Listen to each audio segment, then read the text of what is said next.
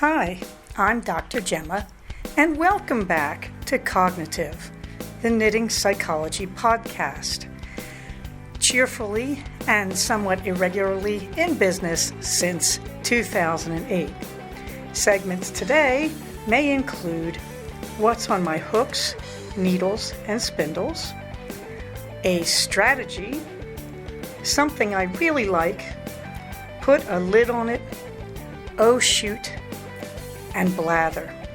So sit back, put your feet up, pick up your knitting, crocheting, spinning, weaving, or dyeing, or any other yarny thing you're doing, and get ready to enjoy.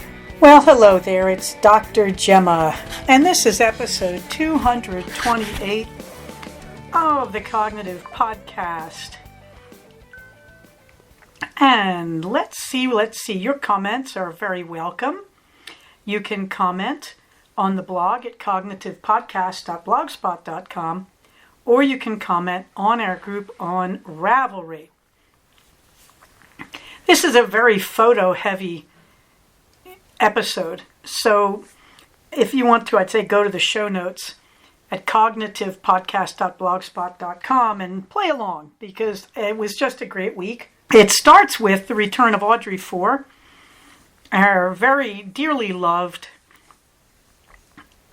plant in the front yard that has been taking over the world since we moved here. And several years ago, my son, in an effort to help me, chopped it down, and I was just devastated right after the quarantine.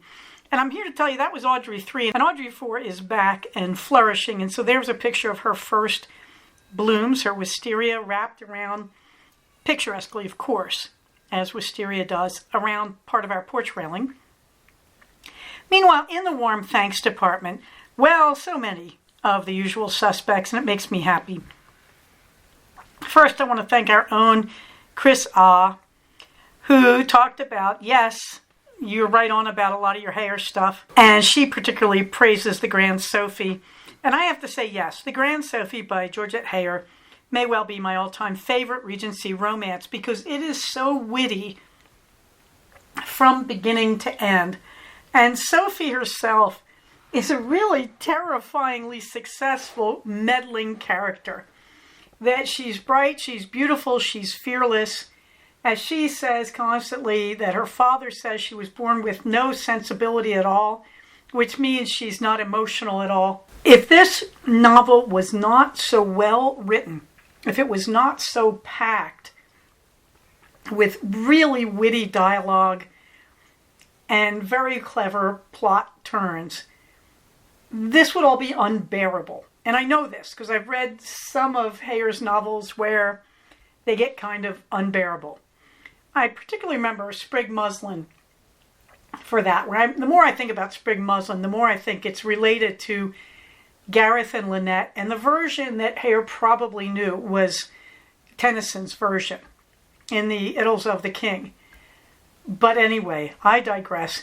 Sprig Muslin comes within an inch of becoming unbearable because the lead character, the female lead, is so out of control. A Convenient Marriage also is that way, where the male lead is so deeply in control and the female lead is suddenly rich quick, out of nowhere, out of being the unpopular girl who doesn't have a lot of money. And so she runs wild when she's suddenly a leader in society, and it gets very hard to bear. Grand Sophie is the result of those novels. I think if one of them was written after Grand Sophie, I stand corrected. But Grand Sophie is where Heyer gets this right, where she has this extremely powerful, intelligent female lead who still can go overboard and make mistakes and be out of control, and you just barely hold on to your love for her towards the end when she does some really outrageous stuff. But she is full of unselfish goodwill. On top of that, the opening chapter is just about the funniest opening in a Heyer novel, where Sophie's father is talking to his very indolent hypochondriac sister, Sophie's aunt, and Sir Horace is talking the aunt into taking Sophie in. And he calls her my little Sophie and all, and she's anything but. And the suspense for this is you're made to wait. I think Sophie doesn't actually show up till the beginning of either chapter 3 or chapter 4. And it's really masterful. It really is Heyer at her best, building it up, doing the exposition she needs to do, but she doesn't give you Sophie. And Sophie breaks onto the scene like a tsunami, monkey in tow. And she's a fabulous character. And I was listening to it. Now, I've read it, I think, twice. And I've listened to it about 1.5 times. And I was listening to it this time. And I never liked the ending. And this time I really got the ending, listening to it. I realized that part of what you get is how her beloved has understood her almost from the beginning. And what you're watching is not the change in Sophie, but the change in the beloved. And it's done without fanfare, but it's there, it's believable, it's really, really well done. And even the snotty second female lead gets a good ending, that it's full of goodwill, the whole novel is. So this is the Grand Sophie, and I really, really like it. And thank you, Chris, because I would agree with you. Meanwhile, Sao, thank you for understanding the wit of the train scene in The Music Man, where Sao was saying kind things about my son being in the production. Yes, the train scene in The Music Man is one of the most amazing things I'd ever seen, and I just didn't realize. I grew up with it playing in the background because my parents saw it on Broadway in the 60s and brought home the soundtrack. So I grew up knowing this, and it really hit me this time. We were watching the movie before my son decided to audition, and it is really a stunning scene. The timing is so perfect, and the other great thing in the movie is the guys playing the salesman on the train and the conductor. Those are all very famous television character actors from the 50s and 60s. And seeing them all together again, alive and well, and finding out they're also really good singers and musicians, it's just a treat. The other thing about The Music Man, apart from the fact the music is very original and interesting and fun, it is a tour de force by Robert Preston as the title character. That Shirley Jones, as the female lead, has to be able to sing so high that your eardrums practically shatter, and she does a fabulous job and all that. But this enormous athleticism is demanded of the male lead, and Preston delivers in such a way you understand why the movie has not been redone. Watching Preston sing without taking a breath in these long extended scenes while cavorting on a spiral staircase, jumping up and down, jumping up and around, and still singing. The athleticism would be unbelievable, except I was watching on Ms. Mojo, which is a YouTube channel I occasionally check in on. They did the 20 best, most iconic dance scenes in Broadway shows. And all of those scenes were irreplaceable because they demand that same type of singing athleticism. So yes, if you have never seen the movie of The Music Man, please go watch it. Brace yourself, it's Snow White, but it is, as the composer Meredith Willson said, a love song to the Midwest of his childhood, and it is a beautiful thing. Then we have our friend Knit One Pug Two, who got her kid to school, I'm assuming, by listening to a podcast, and thank me for that. No, thank you. Glad to be of service. Also, she was saying that she was thinking about my comment that crochet is more popular now. And she says, I think a lot of it is related to its speed and how well that works, particularly in big yarn for the social media feeds. I think that's very true. I think that social media demands speed and rapid production. And I think this has a lot to do with the success of the Woobles as well, that being able to crank it out fast. And now, the interesting thing, machines can knit, so you can have hand-knitted and machine-knitted sweaters. Machines cannot crochet. So you can't simply dismiss crochet, and I don't think that is Knit One Pug Two's intention. I don't think she's dismissing crochet. But it is interesting because I was looking at her comment and thinking, yeah, it would be so easy to dismiss crochet, except there are things crochet does extremely well, like making stuffed toys, amigurumi, and all that. But let's face it, in a world full of social media, it's really nice to say, that looks interesting, crank it out and put it on your feed right away. Not, of course, that I've ever done anything like that. I do think you have to be fair and say, knitting was a fad in the early 2000s. It was the new yoga and all that. And I think crochet has become the new knitting. And I think part of what drives that is the cheap synthetic yarns. People often use just cheap acrylics for crochet.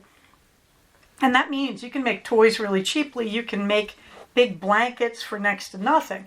Now, you have to decide, do you prefer the hand of crochet or knitwear? I would tell you, in sweaters, I prefer the hand of knitting. But in toys, I think crochet does great. In rugs, in baby blankets, I think there's a lot to be said for crochet. And that gives a market for acrylic yarn. I think most people knitting sweaters are a little bit hesitant to knit a sweater in acrylic because it's just not as comfortable. It can feel very sticky, particularly in warmer weather against the skin.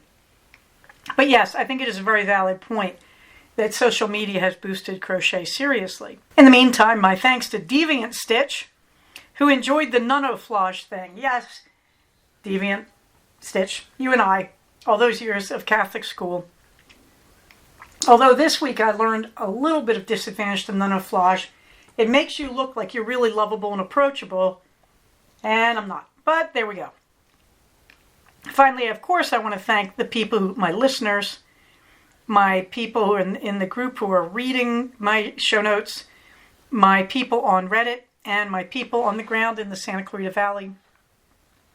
One of my Reddit people thanked me for a free pattern I sent her by sending that meme, less people, more ferrets, because my name on Reddit involves the word ferret. So yes, I have some good ferret memes these days. And really right now, after some of the stuff that's going on this week, yeah, less people, more ferrets. But there was a lot of wonderful stuff this week too, so I'm going to go for that. Of course, CFR 11 is scheduled for October 11th. Mark your calendars. No, I still have not done too much to set it up. What's on my hooks and needles? Oh, nothing was finished, but a lot of good progress, although not a lot of good pictures to show for it. First off, the stash toss. I'm ashamed. We're at 30 in, 18 out, because of my trip to the Little Knittery, where I finally bit the bullet and decided to try to make a cotton t-shirt type of top, because I just fell in love with this cotton yarn from Queensland, and it is so adorable. So you'll be hearing about that because I plan to make it real soon, because A, I want to get those skeins, I think there's 9 of them, out of my stash. B, I want to wear a cotton top when I'm seeing patients. No work on the novice slip over, because on the train this week, I was working on the Blue Iris Blueberry Waffle socks. Did really well. Finished the first sock, except now I did not on the train want to pick up the stitches because of the motion of the train for the afterthought heel.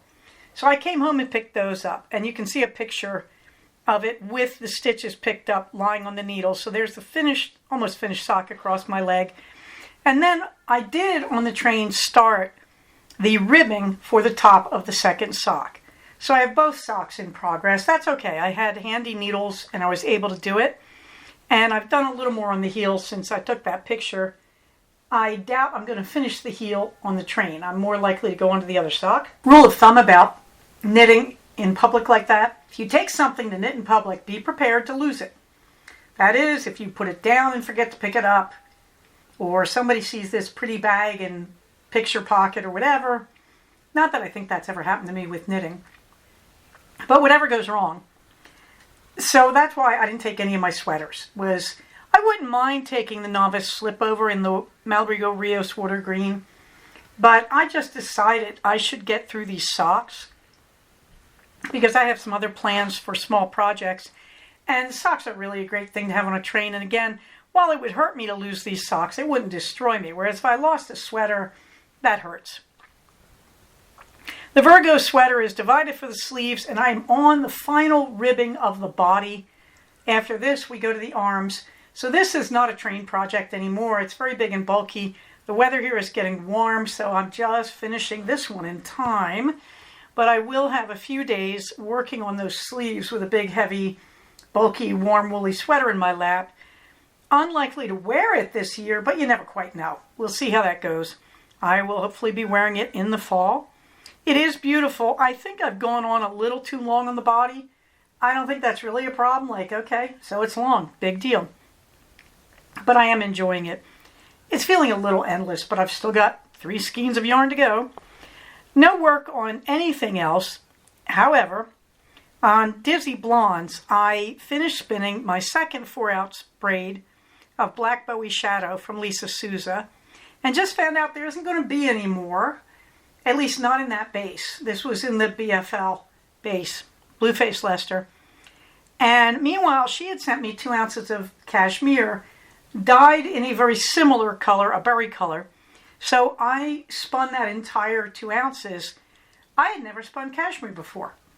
It's really nice. It's like spinning silk with a very, very short staple compared to silk. It's very light and soft in the hands. It spins very fine. It'll go through your fingers very fast. Spins like butter.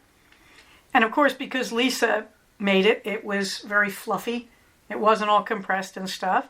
So you can see a picture of the 3-ply I made, 2-ply of the Black Bowie Shadow in BFL, and then the single ply of cashmere blended there, spun together into a 3-ply. It's looking pretty much like it's going to be a worsted weight yarn. Currently, as I talk to you, it's resting on the bobbin before I take it and wind it into a skein. There's a lot of it. I'm curious to see how much I got. I'm hoping for at least 200 yards. But why, Gemma? Because I saw the lovely Sophie scarf and hood patterns by Petite Knitter. I did not realize those had gone viral, so you'll be hearing more about them in the weeks to come because they're great warm weather knitting for the winter. But all of this I'm doing on my Electric Eel 6.1, my old one. I only had one stall in the last bobbin I spun of the Black Bowie Shadow. The blying went completely perfectly. So now that we've said all that, let's get on to a strategy, right? Okay. So based on what I was saying last week, where I was talking about what does therapy have to offer you, and how do you handle therapy can't fix a broken world. It can only make you more able to function in it. Well, the next part of that is, what if I'm not broken? Because that's the implication. When you talk about therapy, it tells me it's me, and if I would be okay, the world would be okay. But the world really is the world, that we don't get to change it just by the act of doing therapy. We may help individuals a bit, or they may help themselves with our guidance, which is the more accurate rendering. But, does it fix the world? I'd like to think if enough people got emotionally healthy, that would work.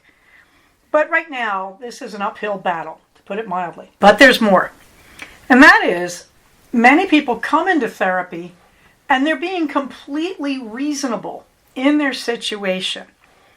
And they're being told you're being crazy by their relatives, or, you need to get over this, blah, blah, blah. But the answer is, even if you do need to get over something, even if you are being a little crazy, what if you're normal?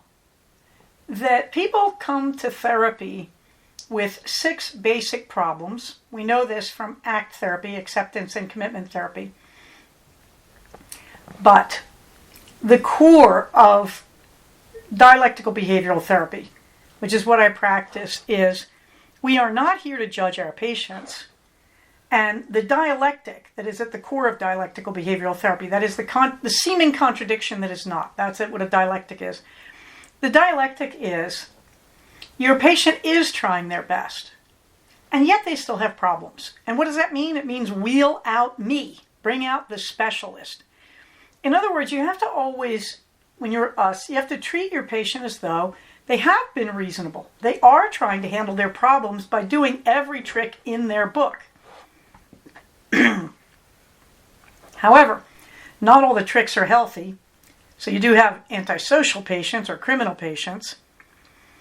And it's because they didn't get a chance to learn the right skills.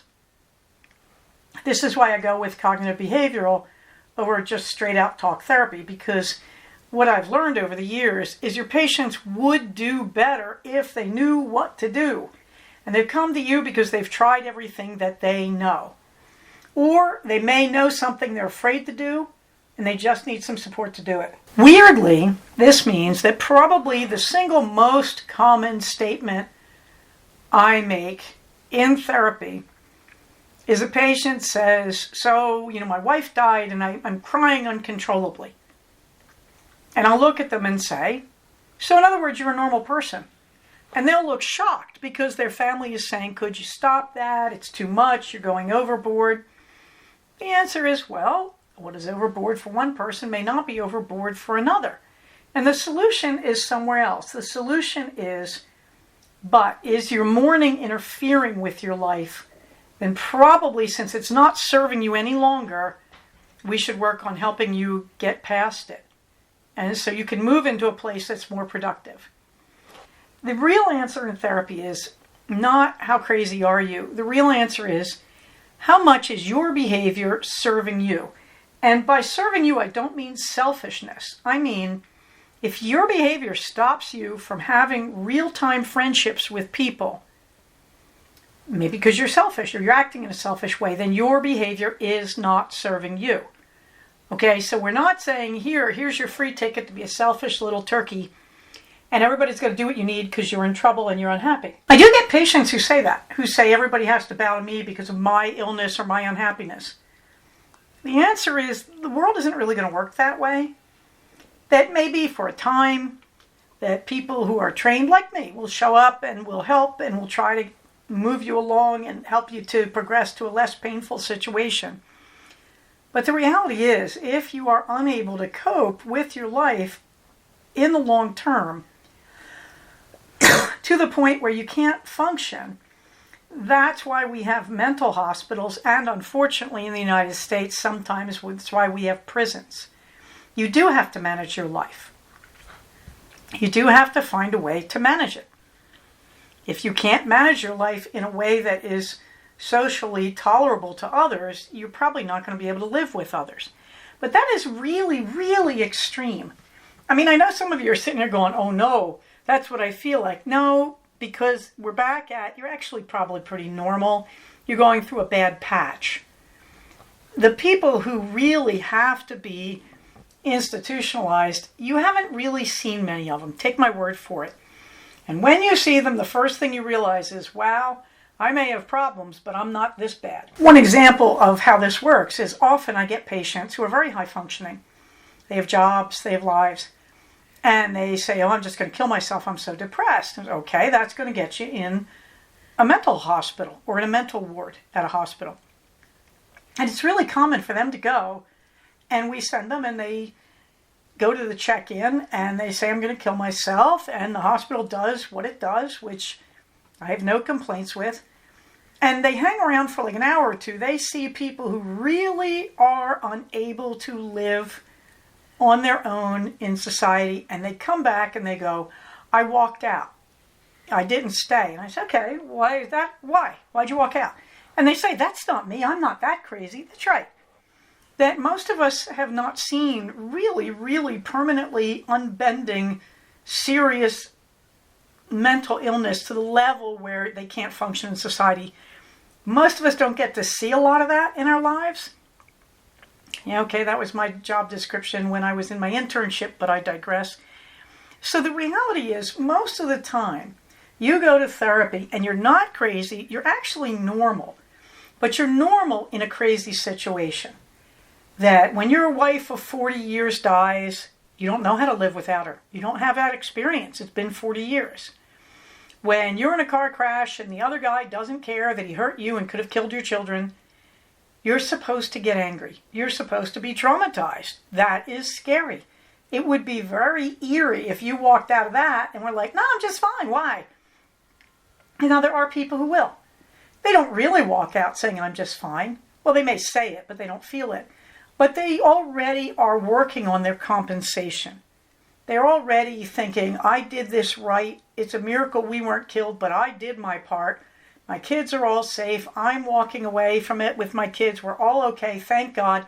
Boy, I'm going to go home and make a cup of tea and tell my partner all about it. And they're going to hug me and cuddle me, and we're all going to get together tonight and eat cheesecake. Sorry, I was recommending that today to a patient. And we're all going to talk about how lucky we are to be here and hold hands and say, wow, okay, this worked out, we're all okay. In other words, you have people who are working on their compensation right away. They're very resilient and they can handle this. Just because you have a traumatic event doesn't mean you get post-traumatic stress disorder, which is more than a traumatic event. It's got a lot more to it than that. It involves a traumatic near-death experience, but you can have a near-death experience and not get PTSD, not walk away with a lot of trauma. It's very interesting. And that is a strategy for another day.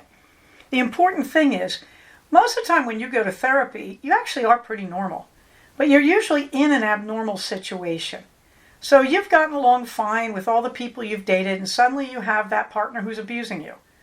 Or you're going along in your normal life, and suddenly, I don't know, your building blows up at work or something. That there are a lot of bad situations in life that people survive every day. And to label them as crazy is judgmental and is wrong. They're actually normal people in an unstable situation. And everybody who's normal in those situations could use a little support, hence my job description. Meanwhile, you may wonder about the Finch app. I told you I was working on it. Well, I've put my app right there, my app ID. So if you'd like to try Finch and you need a friend, there I am. I'm using Finch like crazy, and I'm deeply, deeply enjoying it, and I'm getting an enormous amount of good stuff done, and I'm just in a place in my life where I want to be productive. The other great thing, I want to get back into regular exercising, and I'm doing that with Finch. And I'm starting really, really small, just a few minutes on my bike desk, and it's working beautifully. What I did was, instead of going for a longer time on the bike desk at a slower rate, I decided to get onto it for a very short period and really bike hard, and it's a lot of fun. Meanwhile, I'll shoot. Well, I've been hiking Los Angeles again by taking the trains and then bopping around on foot. So what you can see is pictures of the Little Knittery on Vermont Avenue in Los Feliz. Now, Little Knittery, I was a bit confused. I thought it was in Glendale. It's because it was in Glendale. They moved. I did not know they had moved, and I had not been there, obviously, since they moved. But I was looking up local knitting stores, and it hit me that I should go check out another local knitting store this week. So I was looking up all the LA County stuff, and I saw the Little Knittery, and I remember it as being sort of northeast of Burbank and Glendale. I was like, okay, that's great. I'll go up the Little Knittery. There it is in Los Feliz. This was an interesting trip. You will see the pictures from the actual traveling a little further down the show notes. At the top of the show notes, more towards the top under I'll shoot, you will see pictures of the actual shop, as well as the cotton yarn, the Queensland cotton that I got there. First of all, I have to say, great job on the shop. This is one of the most complete shops for its size that I've ever seen. They were crochet friendly. They tried to be spinning friendly. They had a fiber that was a mix of synthetic and natural fibers, and was a little bit, well, shall we say, the colorway was a bit hysterical in its splashy colors. But it was there. I appreciate that they tried to get at least that in. I don't remember seeing anything else related to spinning, but it could have been there. But this really was an amazing store. They had crochet hooks, they had needles, they had all sorts of Clover and Susan Bates tools you could use. They just had a huge collection of books for their size. You can see one of the bookcases there. I was just blown away by it. I could not imagine how they could have gotten more into this place. The help were a little distracted. I got in there on a Saturday and they were busy moving things around the shop. But they were generally very friendly and supportive. It was more that I had to go to them and say, I am looking for this. and this is probably an advantage, I have to be honest. I'm making it sound like it's a disadvantage, but I actually think it was for the best. I really hate it when people follow me around. Can I help you? Can I help you? Can I help you? Now, they asked when I walked in, and then they left me alone. And then I got to talking to them a little bit, and they're very knowledgeable. They're very good on their stock. At this time of year, yarn stores are often low on stock because we're in that break here in Southern California between the sweatering, the winter knitting, and the summer knitting. And there was a little bit of that when I went to the alternate stitch last week. They were kind of between, and they were encouraging me to come back for the yarn crawl, which is not this month anyway. I forget when it is. You'll hear about it from me because I got a postcard with it. Sooner or later, I'll tell you. But anyway, they were encouraging, come back for the yarn crawl. We'll have more of the seasonal yarns, blah, blah, blah. Little Knittery was really straddling that line beautifully. I have to hand it to them. That they had certainly some sweatering yarns, and they also had warm woolen sock yarns, all different weights of yarn. But they were also bringing in the cotton at really good prices. And I was just really impressed. As you can see in the pictures, they're very well stocked. How they're getting all that into that little store, I cannot tell you. But this is the Little Knittery. It's in Los Feliz on Vermont Avenue. And the bus stop is the corner of Vermont and Melbourne. And you can literally get off the bus, look across the street, and look right at the window. A little bit north to your left, but just a few steps north and to your left. Just great. So accessible by public transit that it was wonderful. I ended up walking over 3 miles. And I also, when I finished my lunch, I walked northward along the bus line because the buses were very full. So I kept walking until I got to a bus stop and there was an empty bus. This neighborhood is a beautiful walking place, Los Feliz. It is full of little boutiques, a fabulous used bookstore that's huge. And the name of it is escaping me. But you can't miss it on Vermont. And it's a little bit north of the Little Knittery, I believe. Yes, Skylight Books. Anyway, lots of really great stuff there to see, to look at. I just had a great time. And this is a really nice way to exercise, walking back and forth between all these things and the bus stops and the trains. Meanwhile, the Forever Brave 5K is coming up on May 25th, so I got to get on it. And we can now move on to the fluffy books. Well, as I said, I finished the Grand Sophie, listening to it. Now I'm listening to The Masqueraders. This is really interesting. And that's exactly what Chris Oss said. She said, I can't wait for you to get on to Masqueraders. I never saw this one coming.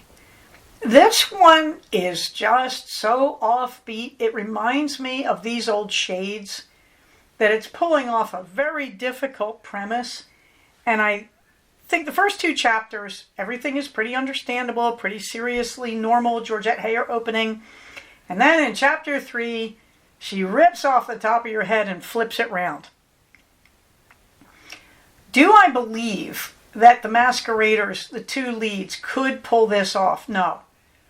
I do not believe the male lead, well, one of the 2 male leads, but the guy who's a masquerader, I do not believe he could do this successfully. However, she is setting it in late 18th century clothing.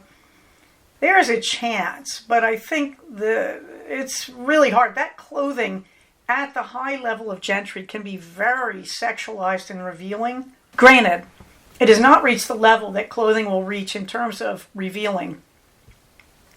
That clothing will reach about 30 years later in the Regency. This is set in the Georgian age right before the Regency.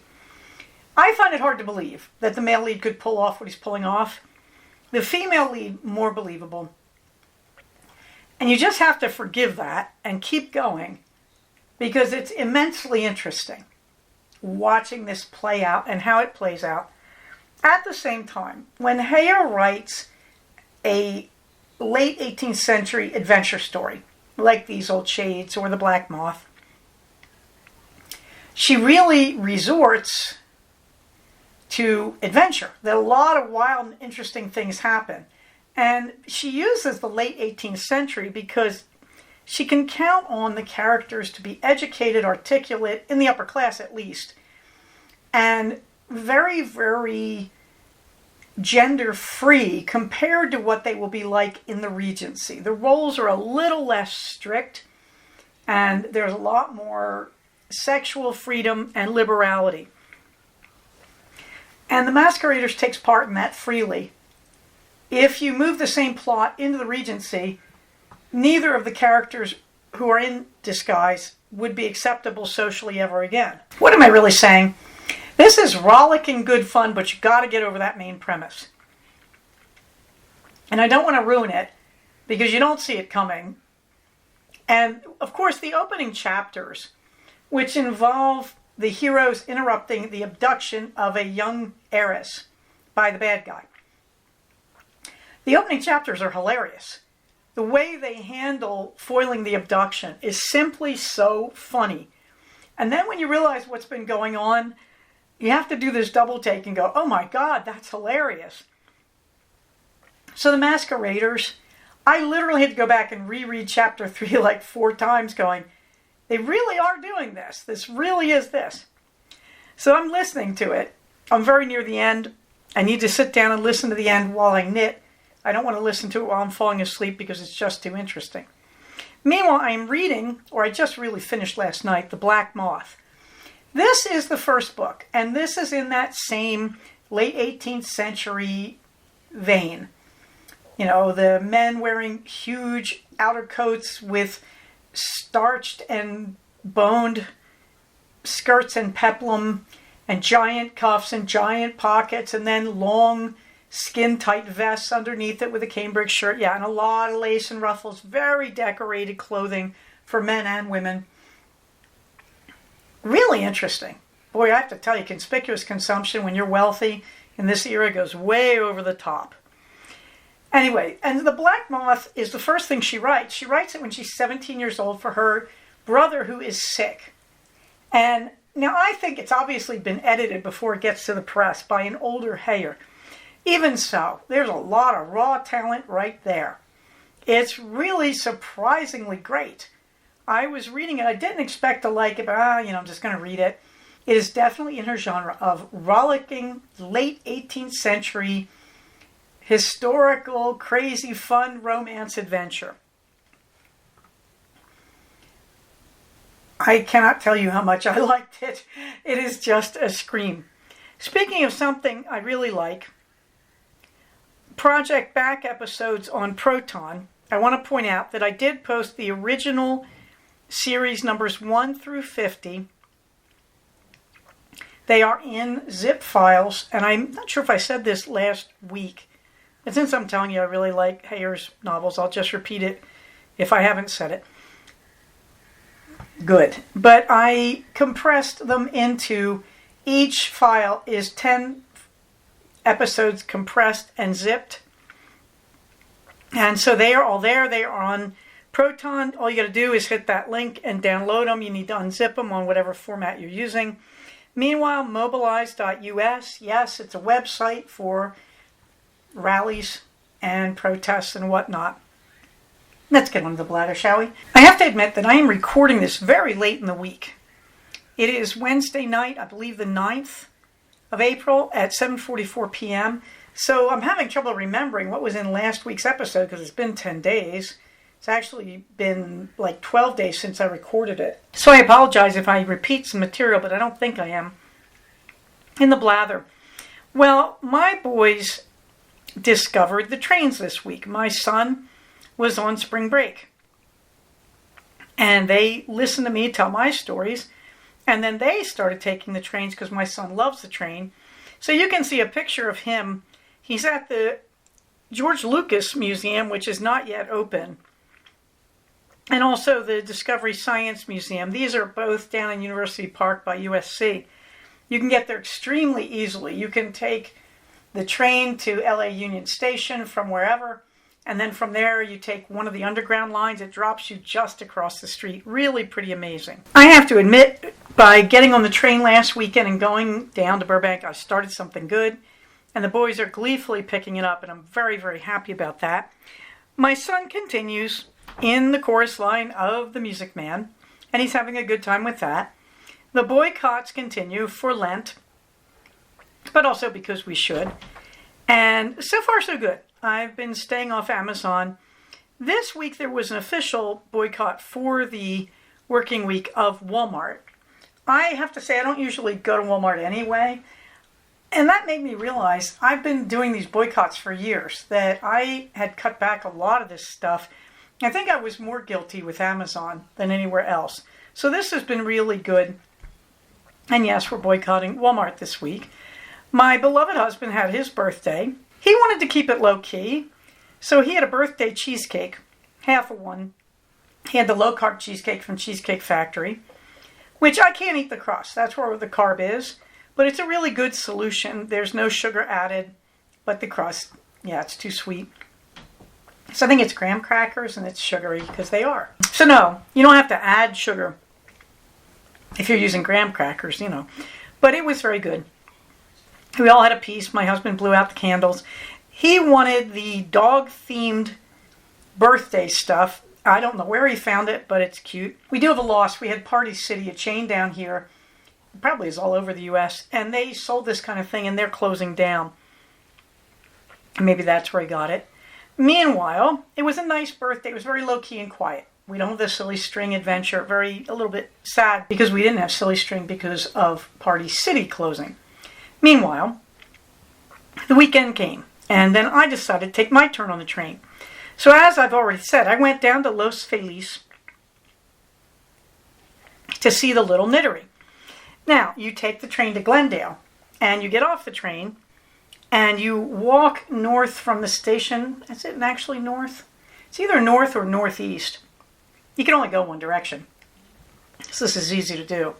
And you walk up to one of the main drags, Los Feliz, and the bus has a route along Los Feliz. And I learned something interesting. I could take the bus to the west and south, head for Los Feliz, and go to Little Nittery, or I could take the exact same bus to the north and east to Pasadena, and I could say Wool House. So I decided to see Little Nittery. I'm really glad, as you'll find out why. So I get to Glendale. There's a picture of Glendale. Glendale in the picture, it's hard to get across. It's actually very pretty.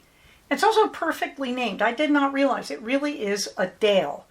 It is a kind of valley between these two low sets of hills. And it's very, very nice when you're there. It's actually very pretty. So you can see a picture of Glendale. It's poetically labeled Glendale. And you can see a picture of my train knitting of the sock. And then the interesting thing happened. I went into Glendale and I got to the Little Nittery, got off the bus, went into the Little Nittery and noticed, boy, this whole street, Vermont, is filled with adorable boutiques, cute little restaurants, whatnot. So I hang out the Little Nittery, I do my buying, I walk out. Wow, there was a hands-off demonstration right in front of me. I had not planned to go to this for a number of reasons. In my job, you don't want to be that visible in public like this. You don't want your patients to know your politics or be too involved. But I couldn't help it. I went and took pictures of the crowd and of some of the great signs I saw. This woman had a great shirt that said, "Where is the outrage?"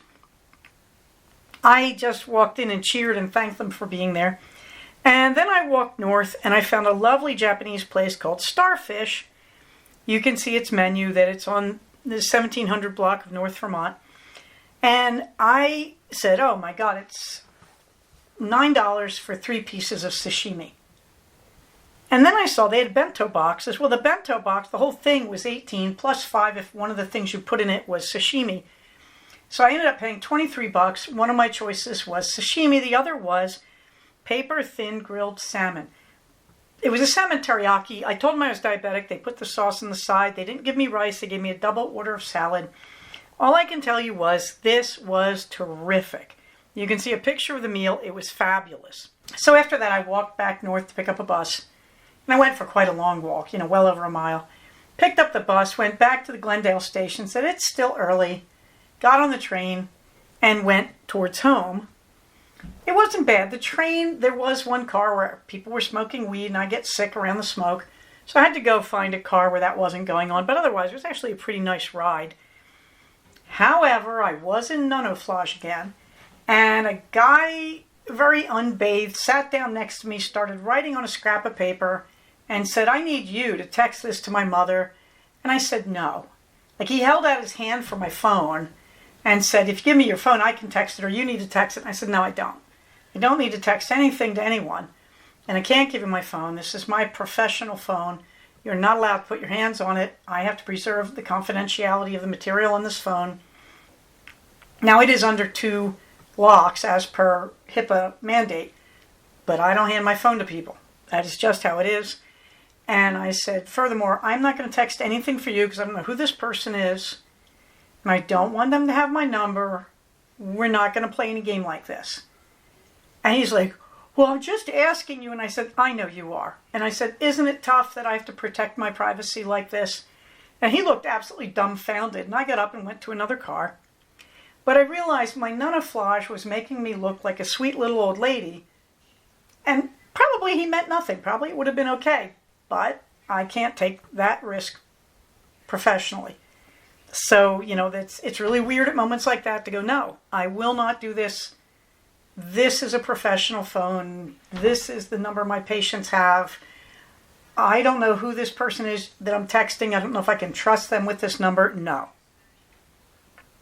Meanwhile, I went home and felt wonderful. Got a lot of stuff done that evening because I just felt so revitalized and slept like the dead, which means the next day I decided, okay, no more yarn stores. Wool House would have been closed, so I couldn't go back there.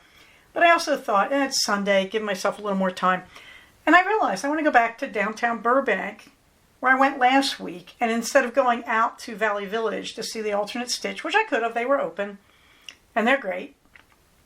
Instead, I just decided to walk around the pedestrian district in Burbank. You can see my lunch at Finney's, which were these deviled eggs, which could have been better because they had watered down the yolks with ingredients that were almost flavorless. They really took a lot of the flavor out of it. And then there was buffalo cauliflower, which is at the top of the picture on the left there. That was pretty good. A lot of breading, but still pretty good. I enjoyed that. I enjoyed the blue cheese sprinkled on it. And you can see the view from the lovely patio where I sat with 2 little girls playing around me and trying to engage me without making it obvious to their parents, which I really enjoyed. And I went walking back to the mall. And when I walked in the mall, there was an Etsy Guild display, but there were very few dealers. And really, after you've seen downtown Burbank's pedestrian district, the mall is just bleh. So I didn't stay long. You can see in my pictures, there's a picture of the Burbank train station. I also walked through just the green district around this area in Burbank to see how far does it go and what does it matter. Because when I first moved here, this district had not been built up. It was all just kind of warehousing and ugly stuff, and they had just put in the mall. Since that time, they've redeveloped it to have wide sidewalks with green grass all around it.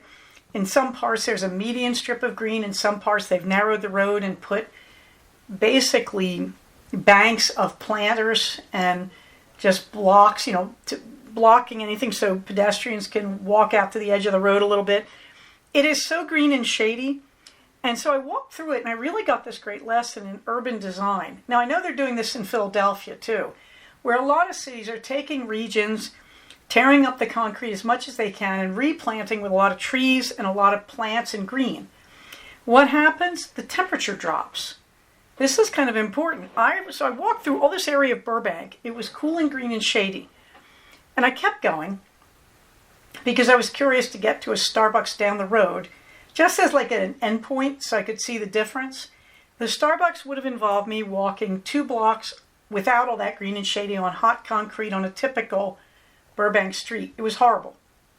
It was so hot. The minute I crossed the street and got out from that green belt, it was horrible. The temperature clearly went up 10 degrees minimum.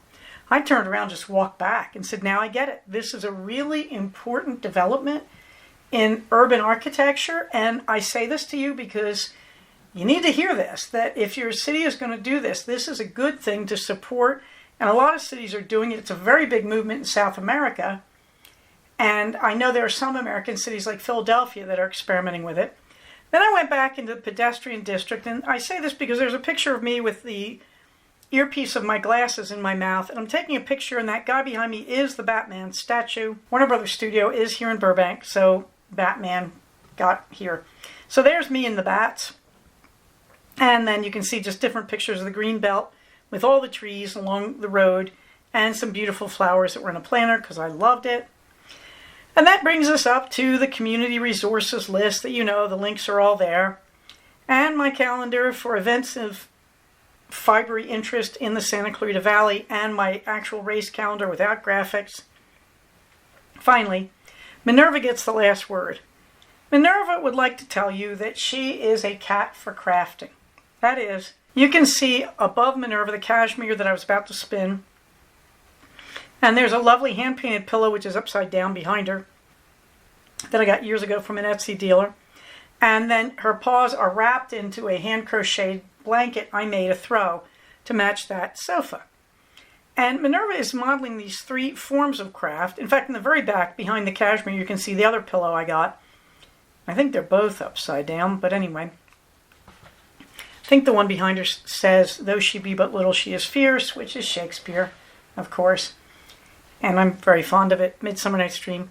One of my favorite quotes. But there is Minerva in the middle of my crafting. She is constantly my companion as I craft, because Minerva is a cat for crafting. It is important to remember there will always be stock market crashes and disasters and all sorts of problems in the world. But we come back to our crafting to keep ourselves balanced and our homes and our pets, and we try to keep it quiet and under control.